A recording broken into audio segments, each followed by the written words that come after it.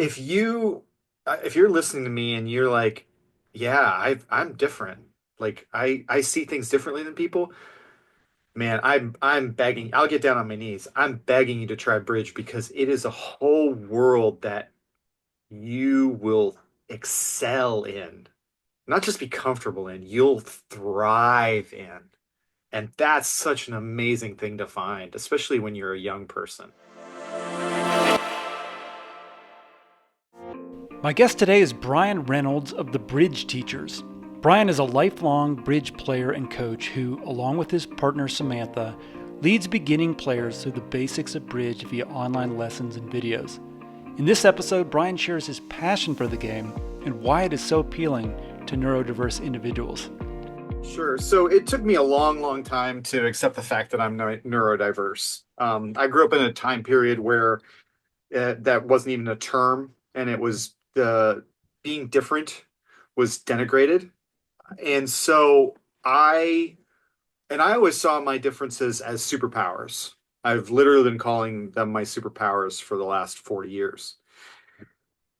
And what I feel very, very strongly about Bridge is a great playground, almost like a video game, an open world sandbox for people with those type of superpowers. Because there are things in life, there are things in human society that neurodiverse people do not plug into. We don't accept it. We don't like it. We don't see the purpose of it. And speaking as one of those people, I don't think there is a purpose for it. I think it actually holds us back as human beings and as society. And Bridge doesn't have any of that. If you look at Bridge at its core, it requires you and your partner to cooperate without emotion to achieve objectives. And you don't, not only do you not need anything else is a distraction and therefore a detriment to your effectiveness. So if you are different, maybe you don't identify as neurodiverse, maybe you haven't had an official diagnosis, I don't care. But if you're different and you have this feeling of like, I don't understand how other people think about the world, which is me. I don't understand how other people think about the world. I don't get it. People that have explained it to me and like I can conceptualize it, but I still like, but that's crazy. You guys are nuts. Like, how can you think that way? Because Bridge functions very specifically. It's almost like there's laws of physics. There are laws of physics inside of the game of Bridge. And if you work with those laws of physics, you're successful. And if you try to tell Bridge how you want to do things, Bridge is going to crush you. So you have to learn how Bridge works. You have to learn how all the little nuts and bolts fit together. And then you have to work with Bridge. And what I have found is that neurodiverse people love that. They love it. It's like, okay, if I figure out how this piece fits with this piece and I do that thing, good things happen. There's no emotion. Emotion's a big problem in Bridge. You got to get rid of it. There's no, I want to do this thing, so it doesn't matter. No, you have to do the thing the way the thing has to be done. And there's so much that's like a warm weighted blanket for me. It's like you have to do it this way or it doesn't work. It just feels so good. It's so comforting. It's so freeing. It's like as long as I execute my process correctly, good things are going to happen. Now there's variance in Bridge because it's a card game, so sometimes the 10% chance comes through, right? You do something that's 90% likely to be good and it 10% of the time it doesn't work out. But that's also freeing because it's just part of the fabric of the game. So if you're listening to me and you're like, yeah, I'm different. Like I see things differently than people. Man, I'm begging. I'll get down on my knees. I'm begging you to try Bridge because it is a whole world that you will excel in, not just be comfortable in, you'll thrive in. And that's such an amazing thing to find, especially when you're a young person. And we were talking about in before I goofed up the recording here, the social benefits of this. But a lot of people, I think, when they think about social interactions and social skills, they're thinking about these really extroverted kind of activities and talking about, going to parties or going and meeting strangers and stuff.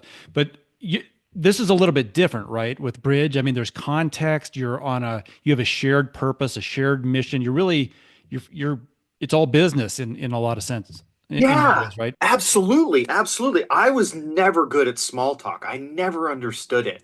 I still to this day don't. I've learned to fake it, right? I basically I'm a writer, so I wrote scripts. I would literally write out scripts and memorize them. So when people would talk about some small talk, I'd be able to say something that wasn't socially awkward or, or make people uncomfortable. Like I'm an oversharer. Like I'll talk about anything. So the social aspects of bridge are focused on a very specific mission. So there's no ambiguity about what you're trying to achieve. If someone walks up to me on the street and starts talking about, I don't know, the back surgery they had 10 years ago, I frequently don't know what's going on. Like, I never know what's going on. I'm like, why is this person talking to me about this? And to them, there's perfectly logical reason why this is a conversation they need to have right now. In bridge, there's none of that. So my social awkwardness, my inability to connect with people on those levels, it's actually a superpower at bridge because I don't get distracted, right? My communication with my partner is extremely focused. I'm only taught when I say talking, you're using the bids you make and the cards you play to communicate information to your partner. The bids I make and the cards I play are hyper focused on the things that matter. And here's the other thing. This is so cool. Like I don't know anybody who doesn't want to be the cool kid, right? Like you're in school, you want to be the cool kid. You see, you see Sarah or you see Jimmy walking down the hall and everybody likes them and everyone waves to them and everyone says hi to them. You want to be that person. And I was never that person. I was always the awkward kid that everyone thought was, a dork or a nerd or, weirdo or whatever. That was me. Here's the thing. You can be a rock star at bridge, right? If you sit down and you're really good at bridge because you don't get distracted by all the stuff that doesn't really matter and you don't understand, and you are really, really good at bridge, guess what? You're a rock star at bridge, right? It's a place where you can be the star. And and man, I wish that for everybody. Everybody who's trying to find a place in life where they can be the star. Oof, I just want that for everyone. Um, I'm having a little trouble articulating because it's it's something that I've been living and breathing for 30 years. So let me try and say this as cleanly as I can. When I sit down to play bridge, everything falls away and I see with clear, clean purpose and vision exactly what I need to do. And there are so few areas of life where that happens for me. So not only do I get the experience of being extremely good at something, which feels amazing, but I also get a relief of stress where nothing is confusing, nothing is beyond my understanding. No one's, you know, treating me in ways that are confusing to me. Everything is just serene for that time I'm playing bridge. And that is just, uh, I, it's a necessary It's like food or water or air. It's necessary for my well-being. That is such a beautiful way of describing this. You kind of leave me trying to think of my next question. So for all learners, and we talked about this in our other recording, but especially for those who feel like they're, maybe trying to find their place or find their skills or find where they're rock stars, this bridge is a really great way to do that. And you're joining a community of other people who feel the same way. So if you're intimidated about social, um, making social inroads, it sounds like Bridge is sort of set up to welcome you and to move that right along. Yes, yes, because, success covers a lot of faults. You know, there are I have had plenty of people in my life. I've played on plenty of teams. I've had partners who maybe they weren't that great at, having a conversation at lunch. But man, when they sat down at the bridge table, they were killers.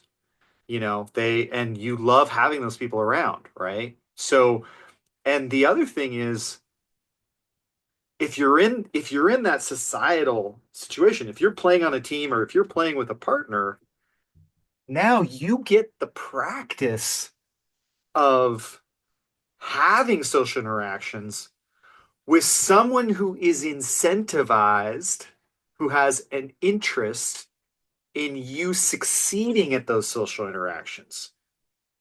If you're not my bridge partner and I'm bad at talking about sports, which I am bad at talking about sports, then you have no reason to try to continue to have a conversation with me, right?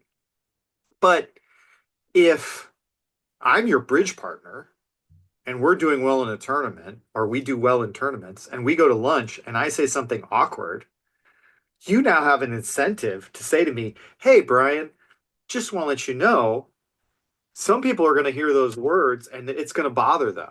And I'll be like, "Oh, really? Okay. What should I say instead?" "Oh, you should say this instead." "Okay, great." Because that person has skin in the game. They have reason. They're invested in my success as as a social being. So now, not only do you have this place you excel, this place where things make sense, because so much of life doesn't, but you also have a society that is actually rooting for you. They need you to succeed at the social aspects because they need they need this. You don't care. I don't care. I don't care that I can't talk about sports. But the people around me, if they need to spend time with me because I'm good at bridge, guess what? They want to have a better experience. So they'll coach me through. It's like, "Oh yeah, the Dodgers just won the World Series. Oh, okay, cool. Great. So that's something to be excited about. Okay, great. I'll be excited about that when you talk about it, right?" So you have a place that is supporting you and rooting for you. That's I, cool.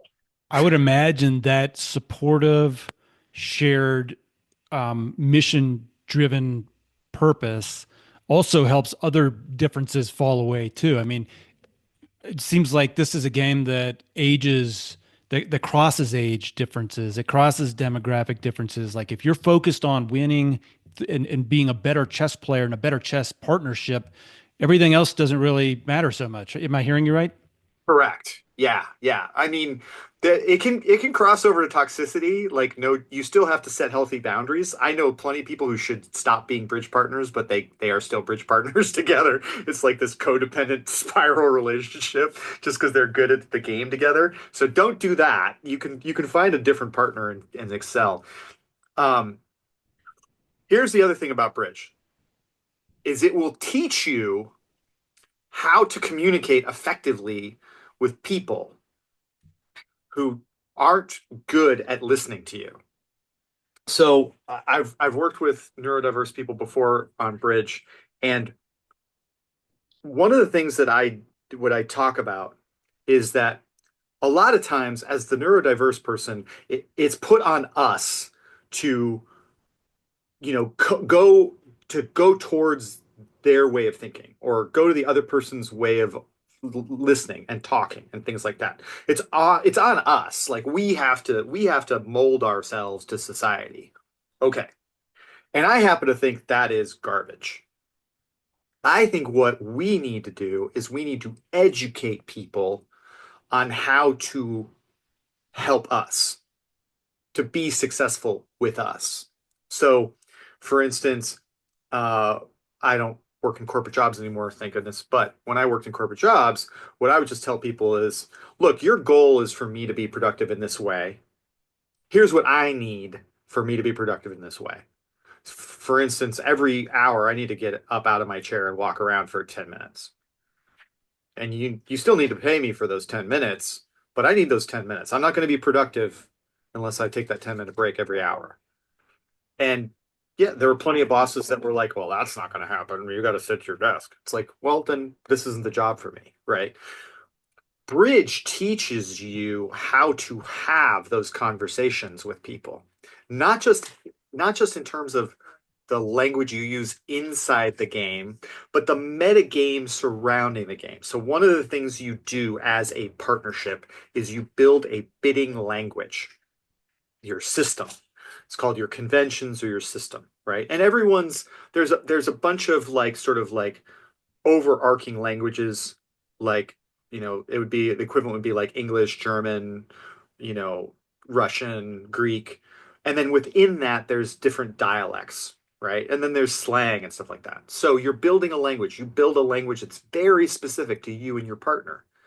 Well, being able to have those conversations over lunch or part of your pre-tournament preparation or pre-playing preparation or your post, what we call the post-mortem, very macabre way of putting it, but the post-mortem after the when the body's cold on the slab, we got to figure out what went wrong, right? So as part of those conversations, you learn to have effective communication with someone.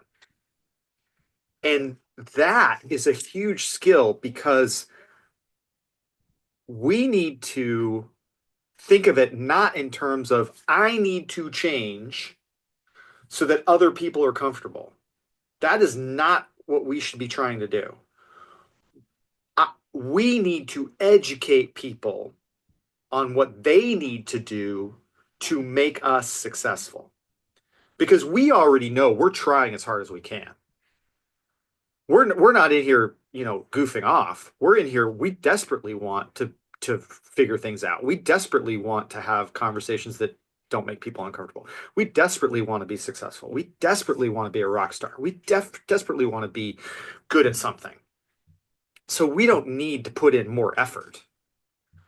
What we need is to be able to educate people on, hey, this is how I operate. So I hope this catches the ears of any therapists that are listening as well, because there's a lot of therapies and therapeutic approaches to teach these skills, but Bridge, it sounds like, teaches them naturally. I mean, that's the game. Yeah, I mean, there's art therapy, there's horse therapy, there's all sorts of modalities for pairing activity with therapy, and I think bridge is an amazing way to not only give people that experience, but also to frame conversations about learning, right? When I talk about So one of the things I talk about when I teach somebody is I talk about their habits and their process. Because bridge is not really a game that lends itself very well to memorization, which is another reason I like it, right? I don't really like just memorizing things. I don't bridge into that. So when we talk about learning and I start coaching someone, I want to know what their habit is, and I want to build good habits from the beginning. And if they're lost, I want to show them the process by which they can become unlost. Anytime they're lost, they can become unlost themselves, right? Teach somebody to fish rather than give them a fish. And so when we talk about how to be good at bridge, a lot of the things that are necessary to be good at bridge, communication, problem solving, understanding your partner's problems and anticipating them, solving your partner's problems. I always say bridge made me a much better husband. I wouldn't be I wouldn't be 10% of the husband I am without bridge. Because bridge is a game of adversity. Things go wrong all the time. And one of the things I learned very early in my relationship and my marriage was that the other person already feels bad. You don't have to, I mean, I never called my wife stupid, but you don't have to call somebody stupid. You don't have to tell them they're an idiot. You don't have to yell at them. They already feel bad. They want to be successful. What they need in a moment where they made a mistake is they need love and support. And and if you give them love and support just from a purely selfish standpoint, it doesn't have to be altruistic. It doesn't have to be you're being a good guy. They play better. So if you yell at someone, they play worse. If you say something nice, they play better. Cool. Easy. Doesn't have to be emotional. Doesn't have to be societal. Just has to be purely selfish motivation, me driven. And you become a better partner, right? So I think pairing bridge with any sort of journey towards figuring out life is really great for people that enjoy it. That is super interesting. I'm going to take our earlier conversation and I'm going to actually break that up and do a follow-up episode because I really want to lead with this. You've shared really, really cool perspectives here. And I don't want to make the mistake of hitting the stop record button too early. There, is there anything else that you want to share related to what we talked about in this episode? And then maybe you could just go back through and recap real quickly how folks can find you and connect with Sure. you and all that kind of stuff.